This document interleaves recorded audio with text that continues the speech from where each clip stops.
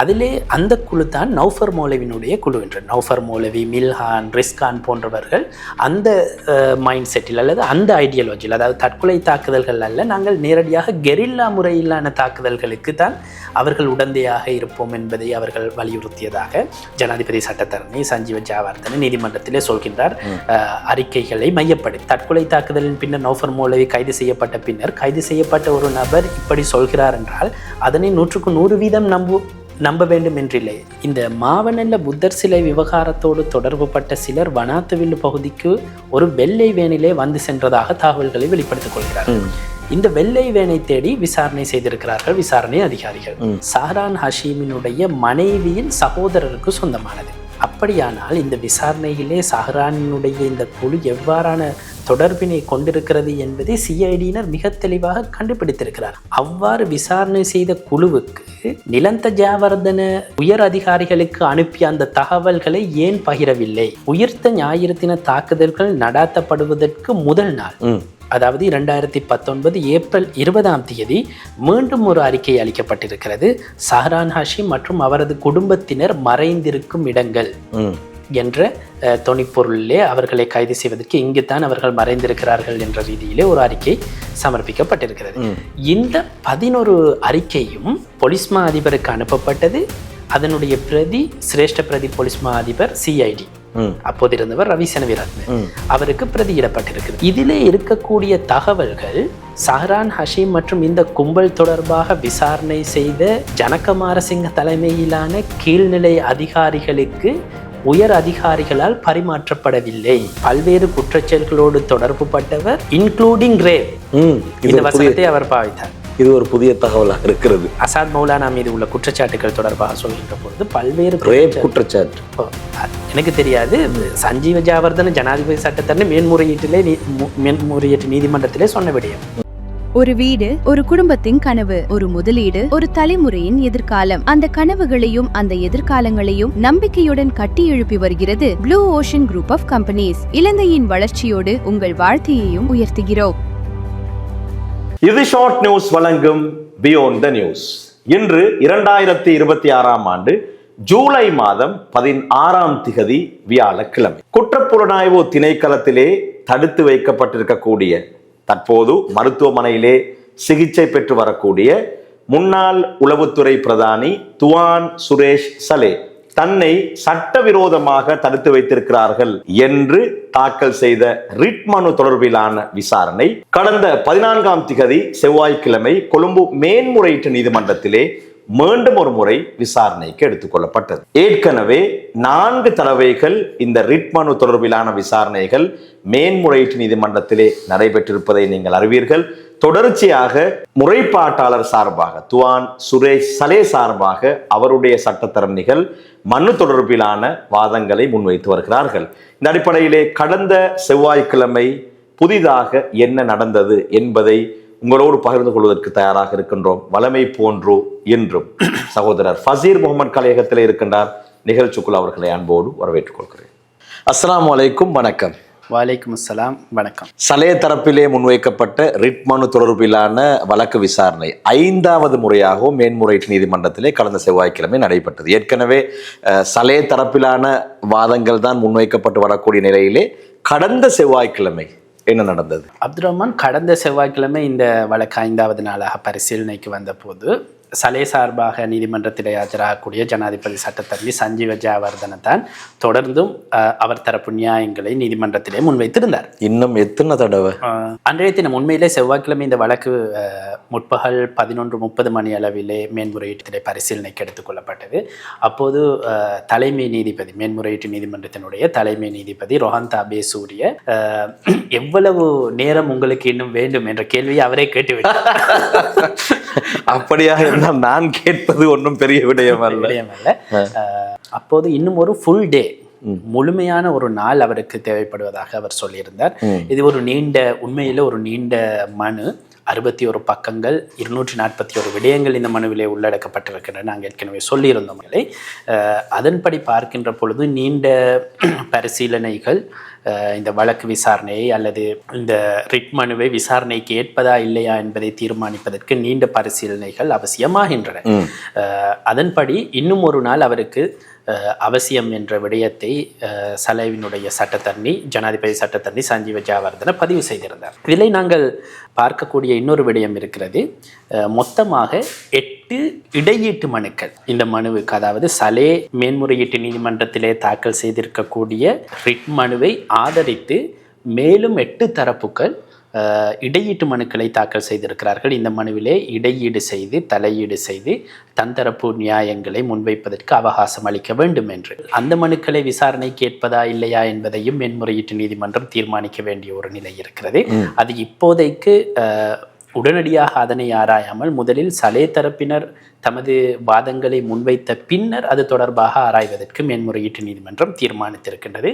எவ்வாறாயினும் இந்த இடையீட்டு மனுதாரர்கள் 8 பேரும் இந்த மனுவிலே இடையீடு செய்வதற்கு இன்டர்வியூன் செய்வதற்கு பிரதிவாதிகள் தரப்பினர் சார்பாக அடிப்படை ஆட்சேபனைகள் முன்வைக்கப்பட்டிருக்கின்றன. அதற்கு அனுமதி வழங்கக்கூடாது என்ற வாதங்கள் முன்வைக்கப்பட்டிருக்கின்றன. இது இவ்வாறு இருக்க செவ்வாய்க்கிழமை என்ன நடந்தது என்ற கேள்வி நீங்கள் முதலாவது கேள்வி உண்மையிலே 4வது தவணையின் போது, கடந்த வாரம் இந்த வழக்கு பரிசீலனை செய்யப்பட்ட போது முன்வைக்கப்பட்ட விடயங்களினுடைய விரிவாக்கமாக பல்வேறு விடயங்கள் செவ்வாய்க்கிழமை நீதிமன்றத்திலே முன்வைக்கப்பட்டது. குறிப்பாக இந்த விசாரணைகளை இப்போது சலேக்கு எதிரான விசாரணைகளை மேற்பார்வை செய்யக்கூடிய குற்றப்புலனாய்வு திணைக்களத்தினுடைய பணிப்பாளர் ஷானி அபேசேகர, அதே போன்று இந்த மனுவிலே ஒரு பிரதிவாதியாக சேர்க்கப்பட்டிருக்கக்கூடிய பொதுமக்கள் பாதுகாப்பு அமைச்சினுடைய செயலாளர் ரவி செனவிரத்ன, இந்த 2 பேரினதும் நடவடிக்கைகள் தொடர்பாக காரசாரமான குற்றச்சாட்டுக்கள் முன்வைக்கப்பட்டிருக்கின்றன. அதாவது உயிர்த்த ஞாயிறு தின தாக்குதல்கள் இடம்பெறுவதற்கு இந்த 2 பேரின் பொறுப்பற்ற நடவடிக்கைகள் ஒரு வகையிலே காரணமாக அமைந்திருந்தது என்ற தோரணையிலே ஜனாதிபதி சட்டத்தரணி சஞ்சீவ ஜெயவர்தன வாதங்களை முன்வைத்திருந்தார். அதனால் அப்படி பொறுப்பற்ற நிலையிலே நடந்து கொண்ட 2 பேர் தனது சேவை பெறுநர், அதாவது சலேவுக்கு எதிரான விசாரணைகளை செய்வதற்கு அருகதையற்றவர்கள் என்ற அந்த வசனத்தை அவர் பாவித்திருந்தார். எனவே அவர்கள் இந்த விசாரணைகளை முன்னெடுப்பதற்கு எந்த தகுதியும் அவர்களுக்கு இல்லை என்ற வாதத்தை தான் அவர் முன்வைத்திருந்தார். குறிப்பாக கைது, தடுப்பு காவல் இந்த 2 விடயங்களையும் சவாலுக்கு உட்படுத்தித்தான் இந்த மனு தாக்கல் செய்யப்பட்டிருக்கிறது. நாங்கள் ஏற்கனவே சொல்லியிருந்தோம், குறிப்பாக 20 வரையிலான கோரிக்கைகள் இந்த மனு ஊடாக கோரப்பட்டிருக்கிறது. அதிலே இந்த விசாரணைகளை சுயாதீனமாக முன்னெடுப்பதற்கான ஒரு உத்தரவை பிறப்பிக்க வேண்டும், குற்றப்புலனாய்வு திணைக்களத்தினுடைய பணிப்பாளர் ஷானி அபேசேகரவிடமிருந்து இதனை மாற்ற வேண்டும் போன்ற கோரிக்கைகள் இருக்கின்றன. அதன்படி அதற்கான வாதங்களையும் சஞ்சீவ ஜெயவர்தன நீதிமன்றத்திலே முன்வைத்திருந்தார். உங்களுக்கு ஞாபகம் இருக்கும், பிரதி போலீஸ் மா அதிபர் நாலக்க சில்வா உயிர்த்த ஞாயிறு தின தாக்குதல்களுக்கு முன்னர் பயங்கரவாத தடுப்பு மற்றும் புலனாய்வு பிரிவினுடைய பணிப்பாளராக இருந்த போது குற்றப்புலனாய்வு திணைக்களத்தினரால் கைது செய்யப்பட்டார். அவரை கைது செய்தது ஷானி அபேசேகரவினுடைய மேற்பார்வையின் கீழ் குற்றப்புலனாய்வு திணைக்களத்தினுடைய மனித படுகொலைகள் தொடர்பிலான விசாரணை பிரிவு. இந்த விடயத்தை ஜனாதிபதி சட்டத்தரணி சஞ்சீவ ஜெயவர்தன நீதிமன்றத்தில் ஞாபகப்படுத்தினார். நாலக்க சில்வா கைது செய்யப்பட்டதன் பின்னர், அவரை கைது செய்யப்பட்டதற்கு ஒரு பின்னணி இருக்கிறது, வேண்டுமென்றால் அதனை நாங்கள் சுருக்கமாக சொல்லலாம். உயிர்த்த ஞாயிறு தின தாக்குதல்களுக்கு முன்னர் 2018ஆம் ஆண்டு 52 நாள் அரசாங்க காலம் இடைக்காலத்திலே மைத்ரிபால சிறிசேன திடீரென மஹிந்த ராஜபக்ஷவை பிரதமராக்கிய காலம் இருக்கிறது. அதற்கு முன்னர் கண்டியிலே நாமல் குமார யார் என்று இப்போது எல்லோருக்கும் தெரியும். அப்போது அவர் பெரிதாக அறியப்பட்ட ஒரு நபர் அல்ல. ஒரு செய்தியாளர் சந்திப்பை கூட்டி கோட்டாபய ராஜபக்ஷ, மைத்ரிபால சிறிசேன, பயங்கரவாத தடுப்பு பிரிவினுடைய முன்னாள் பணிப்பாளராக இருந்த பிரசன்ன ஆல்விஸ், அப்போது அவர் ஒரு உதவி போலீஸ் அத்தியட்சகர் ஆகியோரை கொலை செய்வதற்கு சதித்திட்டம் தீட்டியதாக நாமல் நாலக சில்வா மீது ஒரு குற்றச்சாட்டை முன்வைத்திருந்தார். இது ஒரு நாட்டிலே அப்போதைய சூழ்நிலையிலே பெரும் பரபரப்பை ஏற்படுத்தி இருந்தது. அது தொடர்பாக குற்றப்புலனாய்வு திணைக்களம் விசாரணை செய்து கோட்டாபய ராஜபக்ஷ, மைத்ரிபால சிறிசேன ஆகியோரை கொலை செய்ய சதித்திட்டம் தீட்டியதாக கூறப்பட்ட விடயத்துக்கு எந்தவித ஆதாரமும் இல்லை என்பதை அவர்கள் கண்டறிந்திருந்தார்கள். ஆனால் உதவி போலீஸ் அத்தியட்சகர் பிரசன்ன ஆல்விஸினுடைய விவகாரம் தொடர்பாக சில சந்தேகங்கள் இருந்து அது தொடர்பிலான சான்றுகள் வெளிப்பட்ட நிலையிலே பிரதி போலீஸ் மா அதிபர் நாலக சில்வாவை அந்த விடயத்துக்காக கைது செய்திருந்தார். அதன் பின்னர் நாலக சில்வா உயர் நீதிமன்றத்திலே ஒரு மனு தாக்கல் செய்திருந்தார். தன்னுடைய கைது மற்றும் தனக்கு எதிரான விசாரணைகளுடைய போக்கு தொடர்பாக சவாலுக்குட்படுத்தி உயர் நீதிமன்றத்திலே ஒரு அடிப்படை உரிமை மீறல் மனு தாக்கல் செய்திருந்தார். அந்த மனுவிலே எட்டப்பட்ட ஒரு உடன்பாட்டை தான் ஜனாதிபதி சட்டத்தரணி சஞ்சீவ ஜெயவர்தன சலே சார்பாக இந்த விசாரணைகள் ஏன் பிரிதொரு ஷானியா பேசேக்கரிடமிருந்து பிரிதொருவருக்கு மாற்றப்பட வேண்டும் என்பதற்கான நியாயமாக நீதிமன்றத்திலே முன்வைக்கின்றனர். அதாவது சிஐடியிடமிருந்தோ அல்லது விசாரணையாளர் ஒருவரிடமிருந்து இன்னும் ஒரு விசாரணையாளருக்கு விசாரணைகளை மாற்றுவதற்கு நீதிமன்றத்திலே இதற்கு முன்னர் அணுகுமுறைகள் இருக்கின்றன. நீதிமன்றம் இதற்கு முன்னர் சில நடவடிக்கைகளை எடுத்திருக்கிறது. அதனை நாங்கள் முன்னுதாரணமாக எடுத்துக்கொள்ள முடியும் என்பதை எடுத்து காட்டுவதற்காக அந்த வழக்கை சஞ்சீவ ஜெயவர்தன மேன்முறையீட்டு நீதிமன்றத்திலே ஞாபகப்படுத்தி இருந்தார்.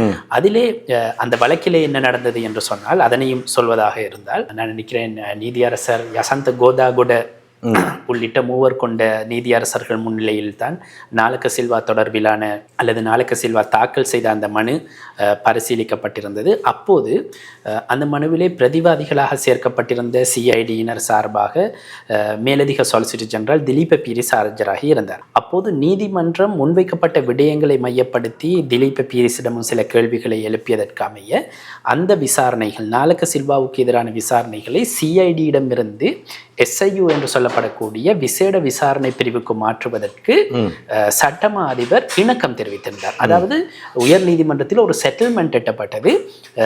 விசாரணைகளை சிஐடியிடமிருந்து SIUவுக்கு விசேட விசாரணை பிரிவுக்கு மாற்றுவதற்கு. அந்த விடயத்தை தான் ஜனாதிபதி சட்டத்தரணி சஞ்சீவ ஜெயவர்தன மேன்முறையீட்டு நீதிமன்றத்திலே குறிப்பிட்டிருந்தார். இந்த விசாரணைகளை பிரிதொரு சுயாதீன குழுவுக்கு மாற்ற முடியும், அதற்காக நீதிமன்றத்திலே இதற்கு முன்னர் நடைமுறைகள் இருந்திருக்கின்றன என்பதை அவர் சுட்டிக்காட்டியிருந்தார். அது ஒரு முக்கியமான விடயம். இரண்டாவது விடயம் என்னவென்றால், நாங்கள் ஏற்கனவே சொன்னது போல, ஏற்கனவே இதற்கு முன்னர் காணொளிகளில் நாங்கள் இதனை கதைத்திருக்கிறோம். உயிர்த்த ஞாயிறு தின தாக்குதல்களின் பின்னர் அதனை விசாரணை செய்வதற்காக ஜனாதிபதி விசாரணை ஆணைக்குழு அமைக்கப்பட்டது. உயர் நீதிமன்ற நீதியரசர் ஜனக் டி சில்வா தலைமையிலான குழு. ஜனக் டி சில்வாவினுடைய அறிக்கையிலே, அந்த ஜனாதிபதி விசாரணை ஆணைக்குழு அறிக்கையிலே குறிப்பிடப்பட்டிருக்கக்கூடிய சில விடயங்களை மையப்படுத்தி ஜனாதிபதி சட்டத்தரணி சஞ்சீவ ஜெயவர்தன வாதங்களை முன்வைத்திருந்தார். அதிலே குறிப்பாக உண்மையிலே உயிர்த்த ஞாயிறு தின தாக்குதல்கள் சஹ்ரான் மற்றும் ISIS சித்தாந்தங்களோடு சேர்ந்ததான ஒன்று. இது சலேவினுடைய சித்தாந்தமோ அல்லது சலேவினுடைய இன்வால்மெண்ட்டோ அல்ல. இதுல ISIS சித்தாந்தம் தான் இதிலே முழுக்க இருக்கிறது. அவர் ஏற்கனவே 4ஆம் தவணையிலும் அதை சொன்னார். இதிலே அவர் இதனை சற்று விரிவாக்கி ஜனாதிபதி விசாரணை ஆணைக்குழு அறிக்கையில் இருக்கக்கூடிய விடயங்களை சேர்த்து அந்த வாதங்களை முன்வைத்திருந்தார். குறிப்பாக அதிலே முக்கியமான விடயம் என்னவென்றால், ஜனாதிபதி விசாரணை ஆணைக்குழுவிலே சொல்லப்பட்டிருக்கக்கூடிய விடயங்களுக்கு அமைவாக சஹ்ரான் ஹஷீம் இந்த தாக்குதல்களை திட்டமிடுகின்ற பொழுது மாவனல்ல பகுதியிலே புத்தர் சிலைகளை உடைத்தமை, அதே போன்று வனாத்துவில்லு பகுதியிலே வெடிப்பொருட்கள் மீட்கப்பட்டமை போன்ற சம்பவங்கள் பதிவாகின 2019ஆம் ஆண்டுக்கு முன்னர். அப்போது வனாத்துவில்லு விவகாரம் தொடர்பாக விசாரணை செய்த CID குழுவினர் மற்றும் விசாரணையாளர்கள் ஷாதிக் ஷாஹித் என்ற 2 சகோதரர்கள் தொடர்பாக விடயங்களை வெளிப்படுத்திக் கொள்கின்றார்கள். அதன் பின்னர் முன்னெடுத்த மேலதிக விசாரணைகளிலே 2019ஆம் ஆண்டு ஜனவரி மாதம் 23ஆம் தேதி இந்த வனாத்துவில்லு வெடிபொருள் மீட்பு விவகாரத்துக்கு பின்னால் சஹ்ரான் ஹஷீம் இருக்கிறார் என்பதை CIDயினர் கண்டுபிடித்து விட்டார்கள். 2019 ஜனவரி 23 கண்டுபிடித்து விட்டார்கள். அதன் பின்னர் இது தொடர்பாக சிஐடியினர் முழுமையாக விசாரணை செய்கிறார்கள். ஆனால் அவர்கள் சஹ்ரானை கைது செய்யவில்லை என்பதுதான் அவருடைய பிரதான குற்றச்சாட்டாக இருந்தது. அதாவது ஏற்கனவே ஜனவரி மாதத்தில் நடந்த 2019 ஜனவரி 23 ஆகின்ற பொழுது மாவனெல்லை புத்தர் சிலை தகர்ப்பு விவகாரம், அதே போன்று வனாத்துவில்லு வெடிபொருள் மீட்பு விவகாரம், இந்த 2 விடயங்களுக்கு பின்னாலும் சஹ்ரான் ஹஷீம் இருக்கிறார் என்பதை சிஐடி அறிந்துவிட்டது.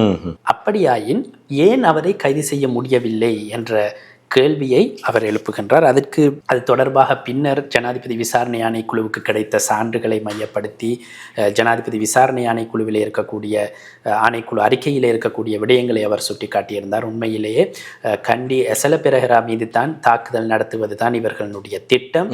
அவ்வாறு ஒரு தாக்குதலை நடத்தி சிங்கள முஸ்லிம் இனக்கலவரம் ஒன்றினை ஏற்படுத்துவதற்கு இவர்கள் திட்டமிட்டிருக்கிறார்கள். ஆனால் வனாத்துவில்லு பகுதியிலே இவர்களுடைய சேஃப் ஹவுஸ் அல்லது இந்த வெடிபொருள் ஒழிப்பு மையமாக அல்லது அதனை பாதுகாக்கின்ற ஒரு மையமாக செயற்பட்ட அந்த பகுதியை சிஐடியினர் கண்டுபிடித்ததால் அவர்களுடைய திட்டத்திலே மாற்றம் ஏற்பட்டு அவர்கள் முந்திக் கொண்டார்கள். சில பெரஹராவை டார்கெட் பண்ணியவர்கள் கத்தோலிக்க தேவாலயங்கள் மீது தாக்குதல் நடத்துவதற்கான அல்லது கிறிஸ்தவர்களை கத்தோலிக்கர்களை இலக்கு வைத்து தாக்குதல்களை நடத்துவதற்கு திட்டமிட்டிருக்கிறார்கள் என்ற விடயத்தை அவர் முன்வைத்திருந்தார். இந்த விடயமானது முழுக்க ISIS ஐடியாலஜி, அதாவது மாற்று மதத்தவர்களுக்கு எதிராக மாற்று மதத்தவர்களை கொலை செய்வது என்பது ISIS ஐடியாலஜி, அவர்களுடைய ஒரு சித்தாந்தம். இதற்கு அவர் உதாரணமாக காட்டுகின்ற விடயம் மாவனெல்லை பகுதியிலே புத்தர் சிலைகள் மட்டும் தகர்க்கப்படவில்லை, மாற்று மதத்தினருக்கு எதிராக சில விடயங்களை அவர்கள் செய்திருக்கிறார்கள். இது ISIS ஐடியாலஜி. அதே ஐடியாலஜியில் இருந்தவர்கள் தான் பௌத்தர்களுக்கு எதிராக நடத்தப்பட இருந்த தாக்குதலை முந்திக்கொண்டு கிறிஸ்தவர்களுக்கு எதிராக கத்தோலிக்கர்களுக்கு எதிராக நடத்தியிருக்கிறார்கள் என்ற வாதத்தை சஞ்சீவ ஜெயவர்தன முன்வைக்கின்றார். அதாவது இது முழுக்க ISIS மற்றும் சஹ்ரான் குழுவினரினுடைய தாக்குதல் என்பதை நிரூபிப்பதற்காக. அதே போன்று இன்னும் ஒரு விடயத்தை அவர் முன்வைக்கின்றார். அமெரிக்காவினுடைய FBI அறிக்கையை மையப்படுத்தி அவர் ஒரு விடயத்தை நீதிமன்றத்திலே பிரஸ்தாபித்திருந்தார்.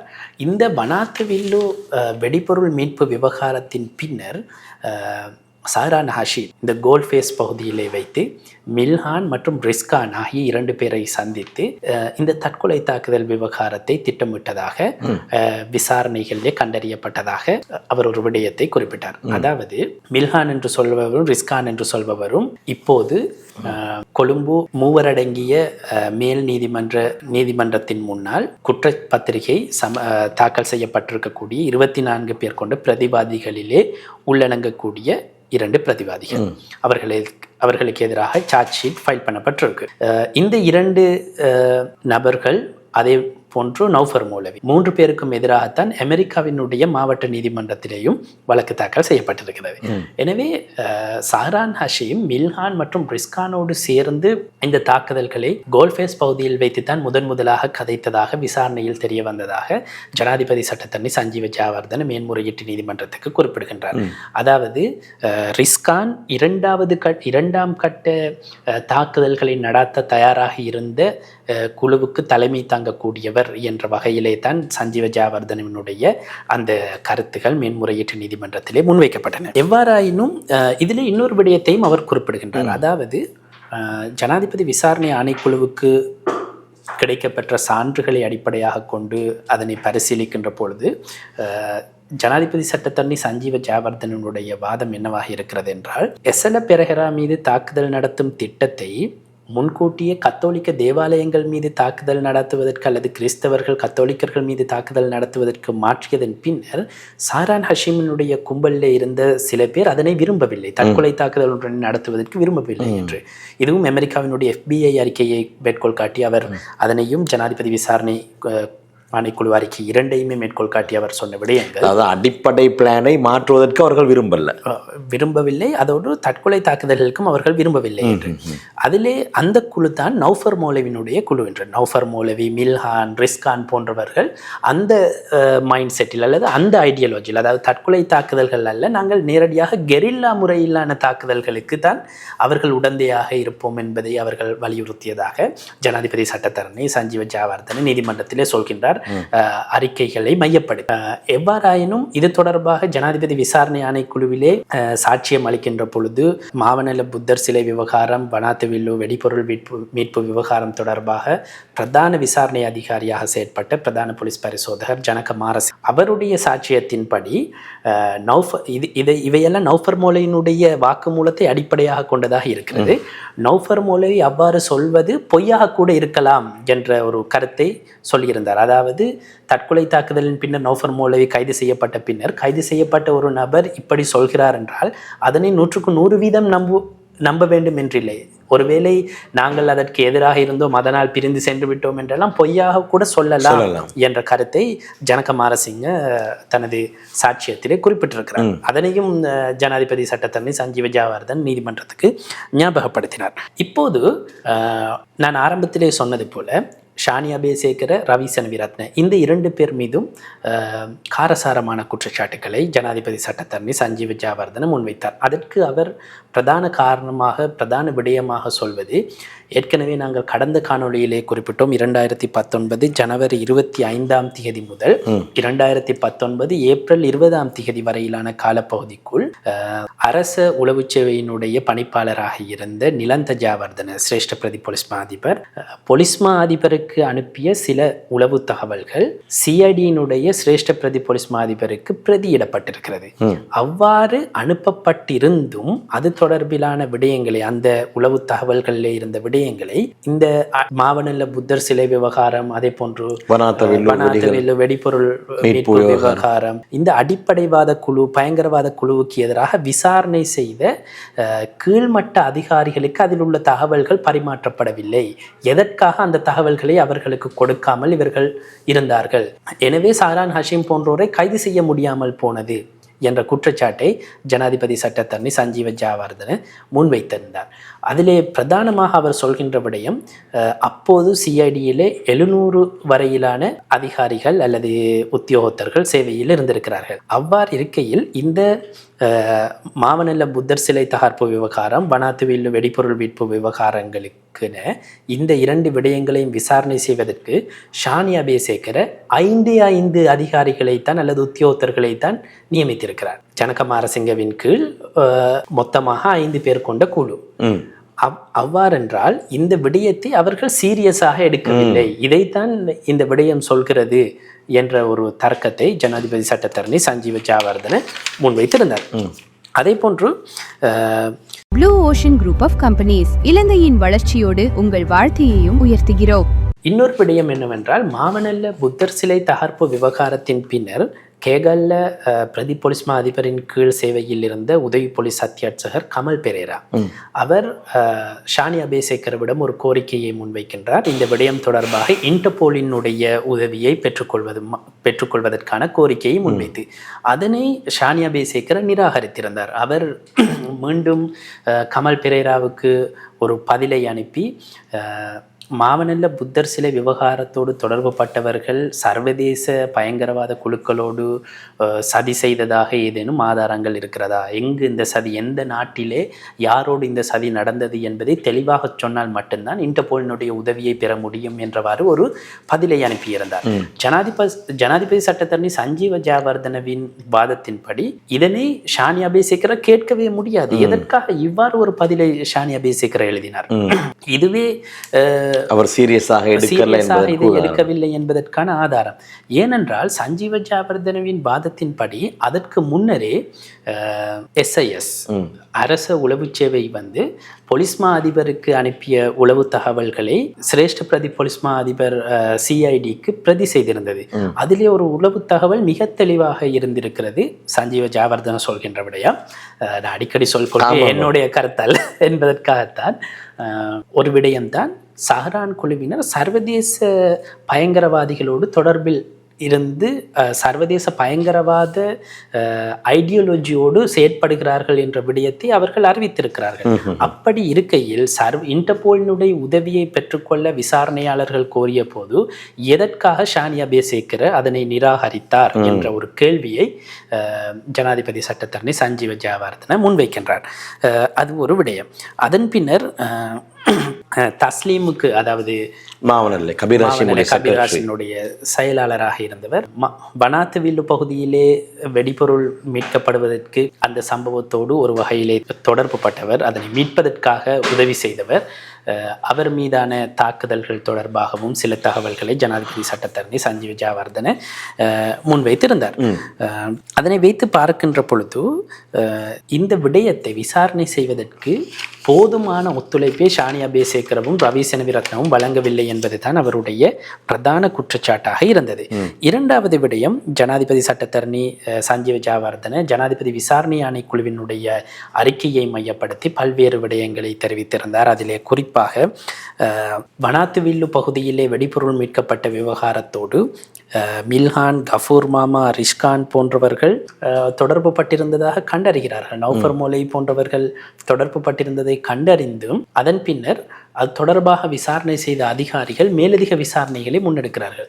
முன்னெடுத்த பொழுது இந்த மாவனல்ல புத்தர் சிலை விவகாரத்தோடு தொடர்பு பட்ட சிலர் வனாத்துவில்லு பகுதிக்கு ஒரு வெள்ளை வேனிலே வந்து சென்றதாக தகவல்களை வெளிப்படுத்திக் கொள்கிறார்கள். இந்த வெள்ளை வேனை தேடி விசாரணை செய்திருக்கிறார்கள் விசாரணை அதிகாரிகள். அந்த விசாரணையிலே அந்த வெள்ளை வேனை சிஐடியினர் கைப்பற்றுகிறார்கள். அந்த வெள்ளை வேன் சஹ்ரான் ஹஷீமினுடைய மனைவியின் சகோதரருக்கு சொந்தமானது, மைத்துனருக்கு சொந்தமான அந்த வெள்ளை வேனை அவர்கள் கைப்பற்றி இருக்கிறார்கள். அப்படியானால் இந்த விசாரணையிலே சஹ்ரானுடைய இந்த குழு எவ்வாறான தொடர்பினை கொண்டிருக்கிறது என்பதை சிஐடியினர் மிக தெளிவாக கண்டுபிடித்திருக்கிறார். அவ்வாறு விசாரணை செய்த குழுவுக்கு நிலந்த ஜெயவர்தன உயர் அதிகாரிகளுக்கு அனுப்பிய அந்த தகவல்களை ஏன் பகிரவில்லை என்ற கேள்வியை ஜனாதிபதி சட்டத்தரணி சஞ்சீவ ஜெயவர்தன முன்வைக்கின்றார். அவ்வாறான அந்த தகவல்கள் பரிமாற்றப்பட்டிருந்தால் சஹ்ரானை கைது செய்திருக்கலாம், இந்த தாக்குதல்களை தடுத்திருக்கலாம் என்ற விடயத்தை தான் அவர் குறிப்பிடுகின்றார். இதற்காக அவர் உண்மையிலே சொல்லக்கூடிய விடயம் என்னவென்றால், கடந்த தவணையில் நாங்கள் சொல்லியிருந்தோம், கோட்டை நீதிவான் நீதிமன்றத்தில் இருக்கக்கூடிய ஒரு பி அறிக்கை தொடர்பாக, ஒரு வழக்கு தொடர்பாக, அந்த வழக்கிலே முன்வைக்கப்பட்டிருக்கக்கூடிய விடயங்களை மையப்படுத்தி மேலதிக வாதங்களை அவர் முன்வைத்திருந்தார். குறிப்பாக அதிலே சில அறிக்கைகள், அதாவது நான் சொன்ன டேட் 2019 ஜனவரி 23ஆம் தேதியிலிருந்து 2019 ஏப்ரல் 20ஆம் தேதி வரையிலான காலப்பகுதியிலே நிலந்த ஜெயவர்தன பொலிஸ் மா அதிபருக்கு நேரடியாக அனுப்பிய குற்றப்புலனாய்வு திணைக்களத்தினுடைய சிரேஷ்ட பிரதி பொலிஸ் மா அதிபருக்கு பிரதி செய்த உளவுத்துறை அறிக்கைகள் அனைத்தும் அந்த பி அறிக்கையோடு அட்டாச் செய்யப்பட்டிருக்கிறது, இணைக்கப்பட்டிருக்கிறது. அந்த அறிக்கைகளை அவர் ஒவ்வொன்றாக நீதிமன்றத்திலே விவரித்தார். அதாவது 2019ஆம் ஆண்டு ஜனவரி 25ஆம் தேதி 2 அறிக்கைகள் அனுப்பப்பட்டிருக்கின்றன. அதிலே ஒரு அறிக்கை சஹ்ரான் ஹஷீம் சர்வதேச பயங்கரவாத அமைப்புகளோடு தொடர்புகளை ஏற்படுத்தி அது தொடர்பிலான உரைகளை இங்கு பரப்புகிறார் என்பது தொடர்பிலான ஒரு அறிக்கை. இதிலே முதலாவது அறிக்கையை சர்வதேச பயங்கரவாதத்தோடு அவர் தொடர்பு பட்டிருக்கிறார் என்ற விடயத்தை சொன்னதான அறிக்கை. இரண்டாவது அதே திகதியிலே அனுப்பப்பட்ட அறிக்கை பௌத்த, கத்தோலிக்க, இந்து சிலைகள் அல்லது அவர்களுடைய நம்பிக்கை சார்ந்த விடயங்கள் மீது சஹ்ரான் குழுவினர் முன்னெடுத்ததாக கூறப்படும் தாக்குதல்கள் அல்லது சேதப்படுத்தல்கள் தொடர்பிலான விவகாரம். அடுத்த அறிக்கை 2019 மார்ச் 1ஆம் தேதி அனுப்பப்பட்டிருக்கிறது. அதிலே முகமது காசிம், முகமது சஹ்ரான் தொடர்பான விபரம் என்று போட்டு அந்த தலைப்பிலே அந்த அறிக்கை கையளிக்கப்பட்டிருக்கிறது. 2019 மார்ச் 21ஆம் தேதி மற்றும் ஒரு அறிக்கை அளிக்கப்பட்டிருக்கிறது. இதுவும் அதாவது காஃபிர்களை கொலை செய்ய வேண்டும், அந்த காஃபிர் என்ற வசனம், அந்த அரபு வார்த்தை அந்த அறிக்கையிலே சேர்க்கப்பட்டிருக்கிறது என்ற சஹ்ரான் ஹஷீமினுடைய கொள்கை தொடர்பாக தெளிவுபடுத்துகின்ற ஒரு உளவுத்துறை அறிக்கை. அதன் பின்னர் இன்னும் ஒரு அறிக்கை சமர்ப்பிக்கப்பட்டிருக்கிறது. சஹ்ரான் ஹஷீம் அதே கிட்டிய திகதியிலே மார்ச் மாதம் வழங்கப்பட்ட மற்றும் ஒரு அறிக்கையிலே சஹ்ரான் ஹஷீம் மறைந்திருக்கக்கூடிய இடம் தொடர்பாக அவரை கைது செய்வதற்கு நடவடிக்கை எடுக்கவும் என்ற கோரிக்கையோடு அவர் ஒளிந்திருப்பதாக கூறப்படும் இடங்களை குறிப்பிட்டு ஒரு அறிக்கை கொடுக்கப்பட்டிருக்கிறது. அதன் பின்னர் 2019 ஏப்ரல் 9ஆம் தேதி ஒரு அறிக்கை, பொலிஸ் மா அதிபருக்கு அனுப்பப்பட்ட அறிக்கை, நிலந்த ஜாவர்தன ஊடாக முழு நாடும் அறிந்த அறிக்கை. நாங்கள் சொல்லுவோம் இந்தியாவின் ரோவிடமிருந்து கிடைக்கப்பெற்ற உளவு தகவல் பொலிஸ் மா அதிபருக்கு அனுப்பப்பட்ட அதே நேரம் அது சிஐடியினுடைய சிரேஷ்ட பிரதி பொலிஸ் மா அதிபருக்கு பிரதியிடப்பட்டிருக்கிறது. அதாவது கத்தோலிக்க தேவாலயங்கள் மீது இவ்வாறான ஒரு தற்கொலை தாக்குதல் நடத்தப்படலாம் என்ற விடயத்தை மிக தெளிவாக சொன்ன ஒரு அறிக்கை. அந்த அறிக்கையும் பிரதியிடப்பட்டிருக்கிறது. அதன் பின்னர் 2019 ஏப்ரல் 18 காத்தாங்குடி தாலாங்குடா பகுதியிலே மோட்டார் சைக்கிள் ஒன்று வெடிச்சு செய்யப்பட்டு, அதாவது டெஸ்ட் ரன்னிங் ஒன்று செய்யப்பட்டிருந்தது. அது தொடர்பிலான உளவுத்துறை அறிக்கை சமர்ப்பிக்கப்பட்டிருக்கிறது. ஏப்ரல் 19 2019 அந்த மோட்டார் சைக்கிள் வெடிப்பு சம்பவத்தோடு தொடர்பு பட்டவர்கள் தொடர்பாக சில விடயங்களை வெளிப்படுத்தி ஒரு அறிக்கை கையளிக்கப்பட்டிருக்கிறது. உயிர்த்த ஞாயிறு தின தாக்குதல்கள் நடாத்தப்படுவதற்கு முதல் நாள், அதாவது 2019 ஏப்ரல் 20 மீண்டும் ஒரு அறிக்கை அளிக்கப்பட்டிருக்கிறது. சஹ்ரான் ஹாஷிம் மற்றும் அவரது குடும்பத்தினர் மறைந்திருக்கும் இடங்கள் என்ற தொனிப்பொருளிலே அவர்களை கைது செய்வதற்கு இங்குத்தான் அவர்கள் மறைந்திருக்கிறார்கள் என்ற ரீதியிலே ஒரு அறிக்கை சமர்ப்பிக்கப்பட்டிருக்கிறது. இந்த 11 அறிக்கையும் பொலிஸ் மா அதிபருக்கு அனுப்பப்பட்டது. அதனுடைய பிரதி சிரேஷ்ட பிரதி பொலிஸ் மா அதிபர் சிஐடி அப்போது இருந்தவர் ரவி செனவிரத்ன அவருக்கு பிரதியிடப்பட்டிருக்கிறது. இதிலே இருக்கக்கூடிய தகவல்கள் சஹ்ரான் ஹஷீம் மற்றும் இந்த கும்பல் தொடர்பாக விசாரணை செய்த ஜனகமாரசிங்க தலைமையிலான கீழ்நிலை அதிகாரிகளுக்கு உயர் அதிகாரிகளால் பரிமாற்றப்படவில்லை, அவர்கள் கொடுக்கவில்லை. சஹ்ரானை கைது செய்வதற்கு சஹ்ரான் இங்கு பதுங்கி இருக்கிறார் என்ற ஒரு உளவு தகவல் அவர்களுக்கு கொடுக்கப்பட்டால் அந்த தகவலை விசாரணை செய்பவர்களுக்கு இவர்கள் கொடுக்கவில்லை. எனவே இப்படிப்பட்டவர்கள் எப்படி சலேக்கு எதிராக விசாரணை செய்ய அருகதை உள்ளவர்கள்? இவர்கள் சரியாக இருந்தால் இவர்களுக்கு எதிராக தன் நடவடிக்கை எடுக்க வேண்டும். அதனை விட்டு இதிலே சலையை சம்பந்தப்படுத்துகிறார்கள் என்ற வாதத்தை ஜனாதிபதி சட்டத்தரணி சஞ்சீவ ஜாவர்தன நீதிமன்றத்திலே முன்வைத்தார். இதுதான் உண்மையிலே இதில் முக்கியமான விடயம். இதுவரையிலே பொதுவாக ஷானி அபேசேகர மற்றும் ரவி செனவிரத்ன போன்றோருக்கு எதிராக பல்வேறு குற்றச்சாட்டுகள் முன்வைக்கப்பட்டாலும் சஞ்சீவ ஜாவர்தன இந்த நீதிமன்றத்திலே இருக்கக்கூடிய சில உளவு தகவல்களை மையப்படுத்தி இந்த குற்றச்சாட்டினை முன்வைக்கின்ற பொழுது இதற்கு பதிலளிக்க வேண்டிய கடப்பாடு இப்போது பிரதிவாதிகளாக பெயரிடப்பட்டிருக்கக்கூடிய ஷானி அபேசேகர மற்றும் ரவி செனவிரத்னவுக்கு இருக்கிறது. அவர்கள் சார்பாக சட்டமா அதிபர் திணைக்களத்தினுடைய பிரதி சொலிசிட்டர் ஜெனரல் சுஹர் ஷிஹேரத் நீதிமன்றத்திலே ஆஜராகின்றார். அவருக்கான சந்தர்ப்பம் வருகின்ற பொழுது நான் நினைக்கிறேன் இந்த விடயங்களுக்கு அவர் பதிலளிப்பார் என்று. அதுவரையிலே நாங்கள் எதுவும் சொல்ல முடியாது. நீதிமன்றத்திலே முன்வைக்கப்பட்ட விடயங்கள். எனவே இவர்களுடைய பதில் அந்த குற்றச்சாட்டுகளுக்கு எவ்வாறு இருக்கிறது என்பதை அவர்கள் பதிலளிக்கின்ற பொழுது நாங்கள் மக்களுக்கு சொல்லலாம். இதுதான் உண்மையிலே முக்கியமான விடயமாக நீதிமன்றத்திலே முன்வைக்கப்பட்டிருந்தது. அதே நேரம் இன்னொரு விடயத்தையும் ஜனாதிபதி சட்டத்தரணி சஞ்சீவ ஜாவர்தன குறிப்பிட்டிருந்தார். உயிர்த்த ஞாயிறு தின தாக்குதல்கள் நடந்து 1 மாதம் கழிந்த பின்னர், அதாவது மே மாதம் உயர் நீதிமன்றத்திலே அடிப்படை உரிமை மீறல் மனுக்கள் தாக்கல் செய்யப்பட்டன. முன்னாள் ஜனாதிபதி மைத்ரிபால சிறிசேன, நிலந்த ஜாவர்தன SIS-னுடைய டிரெக்டராக இருந்தவர், அதே நேரம் CNI-னுடைய தலைவராக இருந்த சிசிர மெண்டிஸ், பாதுகாப்பு அமைச்சினுடைய செயலாளராக இருந்த ஹேமசிரி பெர்னாண்டோ, இவர்களை பிரதிவாதிகளாக குறிப்பிட்டு, இவர்கள் உள்ளிட்டோரை பிரதிவாதிகளாக குறிப்பிட்டு உயர் நீதிமன்றத்திலே 12 அடிப்படை உரிமை மீறல் மனுக்கள் தாக்கல் செய்யப்பட்டன. இந்த மனுக்களை 7 பேர் கொண்ட நீதியரசர்கள் குழாம் விசாரணை செய்தது. விசாரணை செய்து 2023 ஆண்டு ஜனவரி 12 122 பக்கங்களை கொண்ட ஒரு தீர்ப்பை உயர் நீதிமன்றம் அளித்தது. அப்போது பிரதம நீதியரசராக இருந்த ஜயந்த ஜெயசூரிய தலைமையிலான நீதியரசர்கள் குழாம் தான் இந்த தீர்ப்பை அறிவித்தது. அதிலே சலேவுக்கு எதிராக எந்த விதமான பரிந்துரைகளோ அல்லது குற்றச்சாட்டுகளோ இல்லை. மாற்றமாக ஜனாதிபதியாக இருந்த மைத்ரிபால சிறிசேன, பொலிஸ் மா அதிபராக இருந்த பூஜி ஜெயசுந்தர, உளவுத்துறையினுடைய பிரதானியாக இருந்த சிசிர மெண்டிஸ், அரச உளவுச்சேவையினுடைய பணிப்பாளராக இருந்த நிலந்த ஜாவர்தன, பாதுகாப்பு அமைச்சினுடைய செயலாளராக இருந்த ஹேமசிரி பெர்னாண்டோ, இவர்களுக்கு எதிராக பரிந்துரைகள் இருந்தன. அவர்களுக்கு சிலருக்கு எதிராக நடவடிக்கை எடுக்க பரிந்துரைகள் இருந்தன. ஆனால் இந்த வழக்கினுடைய ஒரு 73வது பிரதிவாதியாக பின்னர் சேர்க்கப்பட்டிருந்தார் சுரேஷ் சலே. முதலாவது மனு தாக்கல் செய்யப்படுகின்ற பொழுது சுரேஷ் சலே பிரதிவாதியாக இல்லை. ஆனால் 2019 நவம்பர் மாதம் ஆட்சி மாற்றத்தின் பின்னர் சுரேஷ் சலே அரச உளவு சேவையினுடைய பிரதானியாக நியமிக்கப்படுகின்றார். அவ்வாறு அவர் பிரதானியாக நியமிக்கப்பட்ட பின்னர் பதவி நிலை அடிப்படையிலே அவர் இந்த மனுவிலே ஒரு பிரதிவாதியாக சேர்க்கப்படுகின்றார். அப்படி பிரதிவாதியாக சேர்க்கப்பட்ட பின்னரும் கூட நீதிமன்றத்திலே, உயர் நீதிமன்றத்திலே முன்வைக்கப்பட்ட வாதங்கள் அல்லது சத்திய கடதாசிகளிலே கூட சுரேஷ் சலே மீது எந்த ஒரு குற்றச்சாட்டும் இல்லை. அப்படி இருக்கின்ற பொழுது உயர் நீதிமன்றத்தினுடைய தீர்ப்பிலும் அவருக்கு எதிராக எந்த பரிந்துரையும் இல்லை. இந்த நிலையில் தான் இப்போது அப்படியானால் எதற்காக சுரேஷ் சலே இப்போது இந்த விவகாரத்துக்குள் இழுக்கப்பட்டிருக்கிறார் என்ற கேள்வியை அவர் முன்வைக்கின்றார். அதே நேரம் ஜனாதிபதி விசாரணை ஆணைக்குழுவினுடைய அறிக்கையிலே பிரதான போலீஸ் பரிசோதகர் ஜனக மாரசிங்கவினுடைய சாட்சியம் பெறப்படுகின்ற பொழுது நீதியரசர் ஜனக் டி சில்வா அதாவது கேட்ட கேள்விகளுக்கு பதிலளித்து ஜனக மாரசிங்க சில விடயங்களை குறிப்பிட்டிருந்தார். உயிர்த்த ஞாயிறு தின தாக்குதல்களின் பின்னர் அமெரிக்காவினுடைய FBI, ஆஸ்திரேலியாவினுடைய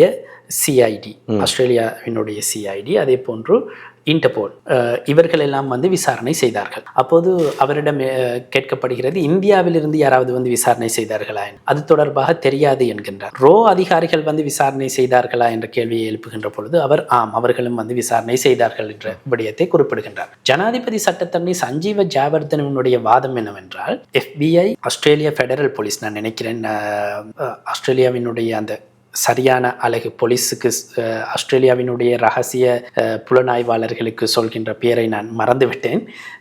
ஆஸ்திரேலியாவினுடைய CID, ஸ்காட்லாண்ட் யார்ட், அதே போன்று இந்தியாவினுடைய ரோ, இவர்கள் செய்த விசாரணையினுடைய அறிக்கை கொடுக்கப்பட்டிருக்கிறது. இவர்களுடைய விசாரணைகளிலே தெளிவாக சஹரான், இந்த FBI விசாரணை அறிக்கையிலே தெளிவாக சூத்திரதாரி சஹரான் என்பது குறிப்பிடப்பட்டிருக்கிறது. மற்றவர்களுடைய அறிக்கையும் அவர்கள் விசாரணை செய்த பின்னர் அவர்களுடைய அவதானிப்புகள், கண்டுபிடிப்புகளை கொடுத்திருக்கிறார்கள்.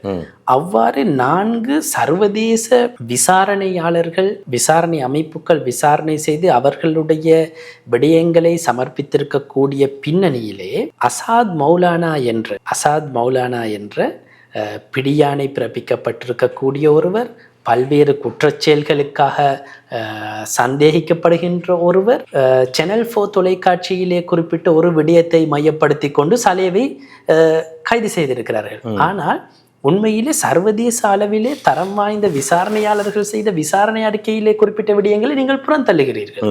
இவர் ஒரு சந்தேக நபர், நம்ப முடியாத ஒருவர் சொல்கின்ற விடயத்தை தூக்கி பிடித்துக் கொண்டிருக்கிறீர்கள் என்ற வாதத்தை ஜனாதிபதி சட்டத்தரணி சஞ்சீவ ஜாவர்தன முன்வைத்திருந்தார். அதிலே பிரான்சுக்கு சென்று ஷானியா பேசேகர வாக்குமூலம் பதிவு செய்ததை காரசாரமாக அவர் விமர்சித்தார். அதாவது அவர் சொன்ன வார்த்தையிலே அப்படியே சொல்வதென்றால் தமிழாக்கத்தை ஜனாதிபதி சட்டத்தரணி சஞ்சீவ ஜாவர்தன குறிப்பிட்டார். பல்வேறு குற்றச்செயல்களோடு தொடர்பு பட்டவர், இன்க்ளூடிங் ரேப், இந்த வசனத்தை அவர் பாவித்தார். இது ஒரு புதிய தகவலாக இருக்கிறது. அசாத் மௌலானா மீது உள்ள குற்றச்சாட்டுகள் தொடர்பாக சொல்கின்ற பொழுது பல்வேறு குற்றச்சாட்டு எனக்கு தெரியாது. சஞ்சீவ ஜாவர்தன ஜனாதிபதி சட்டத்தரணி மேன்முறையீட்டு நீதிமன்றத்திலே சொன்ன விடயம். பல்வேறு குற்றச்சாட்டுகள் இன்க்ளூடிங் ரேப், பாலியல் வன்முறை தொடர்பாகவும் பலாத்காரம் தொடர்பாகவும் குற்றச்சாட்டு அவர் மீது இருக்கிறது. அப்படிப்பட்ட ஒருவருக்கு பிடியாணையும் இருந்தது. இந்த நபரை பிரான்சில் உள்ள இலங்கை தூதரகத்துக்குள் எடுத்து வாக்குமூலம் பதிவு செய்திருக்கிறார். பிரான்சில் உள்ள இலங்கை தூதரகம் என்பது இலங்கை சட்டம் அமுலாகக்கூடிய இடம், அதாவது இலங்கையினுடைய மண் தான் அது என்பது தான் சர்வதேச விதிகளின் படியிலான நிலைப்பாடு. அப்படியானால் அவர் எங்களுடைய பரப்பளவுக்குள் வந்த பின்னரும் கூட பிடியானை இருக்கின்ற அவரை ஷானியா பேசேகர் கைது செய்யவில்லை. நீங்க வெளிநாட்டில் வச்சு கைது செய்யாது வேறு, ஆனால் அவர் எங்களுடைய ஆட்சிக்குட்பட்ட பகுதிக்குள் வந்த பின்னரும் அவரை நீங்கள் கைது செய்யவில்லை. இவ்வளவு பிடியானை உள்ள ஒருவரிடம் வாக்குமூலத்தை பதிவு செய்து விட்டு வந்திருக்கிறார் என்ற ஒரு காரசாரமான குற்றச்சாட்டையும் முன்வைத்திருந்தார். இதுதான் உண்மையிலே செவ்வாய்க்கிழமை நீதிமன்றத்திலே முன்வைக்கப்பட்ட விடயங்கள். இன்னும் அவருடைய வாதங்கள் நிறைவடையவில்லை. எதிர்வரும் 17ஆம் தேதி வெள்ளிக்கிழமை அவருக்கு முழு நாளும் அவகாசம் அளிக்கப்பட இருக்கிறது. தொடர்பாக சலே தரப்பு வாதங்களை முழுமை செய்வதற்காக அல்லது பூர்த்தி செய்வதற்காக. அதன் பின்னர் நான் ஏற்கனவே சொன்ன இடையீட்டு மனுதாரர்கள் 8 பேரினுடைய வாதங்கள் பரிசீலிக்கப்படலாம். உண்மையில்தான் அந்த தேரர்கள் எல்லாம் இருக்கிறார்கள். தேரர்கள் உள்ளிட்ட 8 பேர் தாக்கல் செய்திருக்கிறார்கள். 8 ஜனாதிபதி சட்டத்தரணிகள் அந்த இடையீட்டு மனுக்கள் 8 தொடர்பாகவும் ஆஜராக இருக்கிறார்கள். நான் நினைக்கிறேன் ஜனாதிபதி சட்டத்தரணி மைத்ரி குணரத்ன, ஜனாதிபதி சட்டத்தரணி மனோகர் டி சில்வா, ஜனாதிபதி சட்டத்தரணி சாக்சி உள்ளிட்ட குழுவினர் 8 ஜனாதிபதி சட்டத்தரணிகள் அந்த மனுக்கள் தொடர்பாக ஆஜராக போகிறார்கள். அதன் பின்னர் எவ்வாறாயினும் இந்த இடையீட்டு மனுதாரர்கள் வாதங்களை முன்வைப்பதற்கு சட்டமா அதிபர் தரப்பிலேயும் அதே போன்று இந்த மனுவினுடைய 6வது பிரதிவாதியாக பெயரிடப்பட்டிருக்கக்கூடிய ஃபாதர் ரொஹான் சில்வா தரப்பிலும் எதிர்ப்பு முன்வைக்கப்பட்டிருக்கிறது. அதற்கு எதிராக அவர்கள் தங்களது எதிர்ப்பை அடிப்படை ஆட்சேபனத்தை நீதிமன்றத்திலே பதிவு செய்திருக்கிறார்கள். எது எவ்வாறாயினும் இடையீட்டு மனுதாரர்களை ஏற்பதா இல்லையா என்பதை பரிசீலிப்பதற்கு முன்னர் சலே தரப்பிலான வாதங்கள், ஜனாதிபதி சட்டத்தரணி சஞ்சீவ ஜெயவர்தனுடைய வாதங்கள் நிறைவு பெற வேண்டும். எனவே அதன் பின்னர் தான் மற்றைய விடயங்கள் நீதிமன்றத்தின் முன்னிலே பரிசீலனை செய்யப்படும். நிச்சயமா. கடந்த செவ்வாய்க்கிழமை முன்னாள் உளவுத்துறை பிரதானி துவான் சுரேஷ் சலே தாக்கல் செய்த ரிட் மனு தொடர்பிலான 5வது தவணை கொழும்பு மேன்முறையீட்டு நீதிமன்றத்திலே எடுத்துக்கொள்ளப்பட்டது. அதன் போது நடந்த விடயங்களை முழுமையாக தெளிவாக பெயர்கள் தடுமாறாமல் உங்களுக்கு சகோதரர் ஃபசீர் முன்வைத்தார். குறிப்பாக பல புது தகவல்கள் வெளியாகி இருக்கின்றன. சுரேஷ் சலே சார்பிலே ஆஜரான ஜனாதிபதி சட்டத்தரணி சஞ்சீவ முன்வைத்த அந்த வாதங்களைத்தான் அவற்றை அடிப்படையாக கொண்டுதான் ஃபசீர் இன்றைய நாளிலே பேசியிருந்தார். அசாத் மௌலானா தொடர்பிலான ஒரு புதிய விடயம் வெளிவந்திருக்கின்றது. அதே போன்று ஷானி அபேசேகர, நிலந்த ஜெயவர்தன் ஆகியோர் அவர்களுக்கு எதிராக பல விடயங்களை ஜனாதிபதி சட்டத்தரணி சஞ்சீவ முன்வைத்ததாக சகோதரர் ஃபசீர் சொல்லியிருந்தார். எது எவ்வாறாக இருந்தாலும் தொடர்ச்சியாக 5 தவணைகளிலும் சலே தரப்பிலே ஆஜரான சட்டத்தரணிகள் தான் வாதங்களை முன்வைத்து வரக்கூடிய நிலையிலே நாளைய நாளிலே நடைபெறக்கூடிய 6வது தவணையிலே அவர்கள் முழுமையான தினத்தை கேட்டிருக்கிறார்கள். அவர்களுடைய வாதங்களை நிறைவு செய்வதற்காக வேண்டி நாளைய நாளிலே அவர்கள் என்னென்ன விடயங்களை இன்னும் என்ன காரசாரமான புது தகவல்களை வெளியிடப் போகிறார்கள் என்பதை பொறுத்திருந்தே பார்க்க வேண்டும். எது எவ்வாறாக இருந்தாலும் இன்றைய நாளிலே எங்களுடைய கலையகத்திற்கு வந்து நடைபெற்ற எல்லா விடயங்களையும் முழுமையாக பகிர்ந்து கொண்ட சகோதரர் ஃபசீர் அவர்களுக்கு நன்றிகளை சொல்லிக் கொள்ள வேண்டும். ரொம்ப நன்றி ஃபசீர். நன்றி. இந்த அளவில் இன்றைய பியோண்ட் த நியூஸ் நிகழ்ச்சியில் இருந்து விடைபெற்றுக் கொள்கின்றேன். ஒளிப்பதிவாளர் ஷானி ரமேஷ், ரெல்மி ஃபலியிலுக்கு நன்றிகளை கூறிக்கொண்டு மீண்டும் நாளைய தினம் இந்த நிகழ்ச்சியில் உங்கள் அனைவரையும் சந்திக்கும் வரை அஸ்ஸலாமு அலைக்கும் வரஹ்மத்துல்லாஹி வபரகாத்துஹு.